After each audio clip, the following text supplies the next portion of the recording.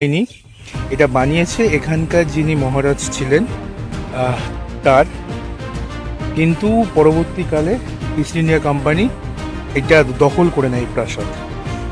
এই প্রাসাদেই লুকিয়ে আছে মানুষের কান্না, মানুষের ক্ষোভ, মানুষের রাগ। কত মানুষ অত্যাচারিত হয়েছে, কত মানুষ নিপীড়িত হয়েছে এবং কত মানুষের প্রাণ গেছিল সেই সময় ইংরেজদের অত্যাচারে। সব কিছু সাক্ষী হয়ে রয়েছে এই প্রাসাদটি, এই কুঠিটি।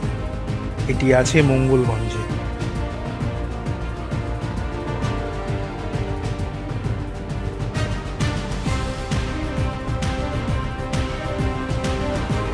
এই কুঠিটি ইতিহাসের পাতায় অত্যাচার এবং নিপীড়নের, শোষণের এক কালো অধ্যায়, যে অধ্যায়ের সাক্ষী এখনো ইতিহাসের পাতা।